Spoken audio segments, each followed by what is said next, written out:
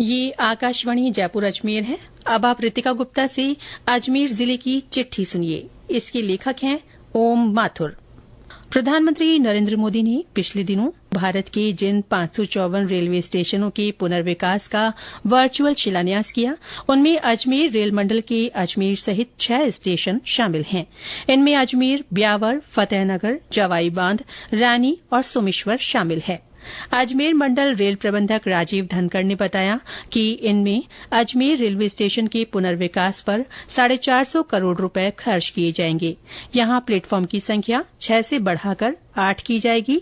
साथ ही स्टेशन पर नए लिफ्ट और एक्सेलरेटर लगाए जाएंगे। स्टेशन विकास का काम 2027 तक पूरा होगा। इस मौके पर अजमेर रेलवे स्टेशन पर आयोजित कार्यक्रम में सांसद भागीरथ चौधरी, विधानसभा अध्यक्ष वासुदेव देवनानी, विधायक अनिता भरेल सहित कई जनप्रतिनिधि और रेलवे अधिकारी मौजूद रहे। जिले में 15.25 करोड़ रुपए की लागत से साइंस पार्क का निर्माण शुरू हो गया है। 20,000 वर्ग मीटर भूमि में बनने वाले पार्क का विधानसभा अध्यक्ष वासुदेव देवनानी ने पिछले दिनों शिलान्यास किया। पश्चिमी भारत में बनने वाला ये सबसे आधुनिक साइंस पार्क होगा। इसमें एक क्रिएटिविटी जोन बनेगा, जहां विद्यार्थी अपनी वैज्ञानिक सोच और क्षमता को विकसित कर सकेंगे। यहां theme based park, fun science park, outdoor science park और तारामंडल होंगे। साथ ही भौतिक और गणित से जुड़े कई मॉडल्स भी प्रदर्शित किए जाएंगे। केंद्रीय आवासन और शहरी मामलों के राज्य मंत्री ने पिछले दिनों अजमेर में आयोजित रोजगार मेले में 250 युवाओं को नियुक्ति पत्र सौंपे। इनमें CRPF, BSF, ITBP, SSB, railway, डाक, शिक्षा विभाग और विभिन्न बैंकों में नियुक्ति मिली। कार्यक्रम से प्रधानमंत्री नरेंद्र मोदी वर्चुअली जुड़े।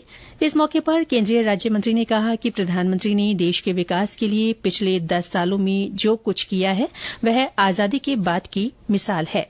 समाज के हर वर्ग और हर क्षेत्र के लिए चलाई जा रही योजनाओं से आम आदमी का जीवन स्तर ऊपर उठा है।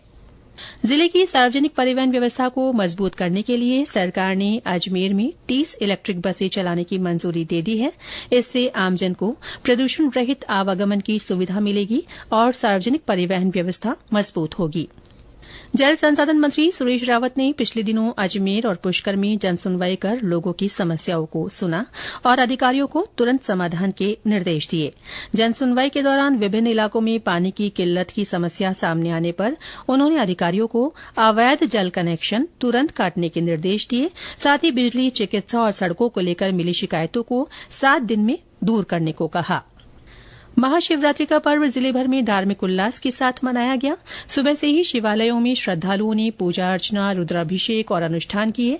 शहर के प्रसिद्ध झरनेश्वर महादेव मंदिर सहित अन्य शिवालयों में भक्तों ने शिव परिवार का जल, दूध और पंचामृत से अभिषेक किया।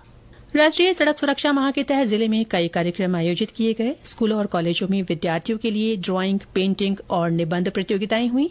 स्कूली विद्यार्थियों ने साइकिल रैली निकालकर लोगों को यातायात नियमों का पालन करने का संदेश दिया। जिले में कृषि विभाग ने मेरी पॉलिसी मेरे हाथ अभियान के तहत किसानों को फसल बीमा की पॉलिसी बांटने का अभियान शुरू कर दिया है। इसके लिए ग्राम पंचायत स्तर पर शिविर लगाए जा रहे हैं। विभाग की ओर से जिले के 86,000 किसानों को 1.25 लाख से ज्यादा पॉलिसियां वितरित की जाएंगी। अंतर्राष्ट्रीय महिला दिवस के अवसर पर जिले में कई कार्यक्रम हुए। इस मौके पर नगर निगम की ओर से महिला वंदन समारोह आयोजित किया गया। समारोह में महिला स्वच्छता सेनानियों को सम्मानित करने के साथ ही प्रधानमंत्री स्वनिधि योजना की लाभान्वितों को ऋण वितरण किया गया। इसके अलावा कई संगठनों की ओर से भी समारोह आयोजित कर विभिन्न क्षेत्रों में सफल महिलाओं को सम्मानित किया गया। युवतियों और महिलाओं से छेड़छाड़ करने वालों पर शिकंजा कसने के लिए जिला पुलिस ने पिछले दिनों एंटी रोमियो स्क्वाड की 14 टीमें शहर में निगरानी के लिए तैनात की हैं। ये टीमें सुबह शाम शिक्षण संस्थाओं और भीड़ वाले इलाकों में निगरानी का काम कर रही हैं। इसके साथ ही अजमेर जिले की चिट्ठी समाप्त हुई।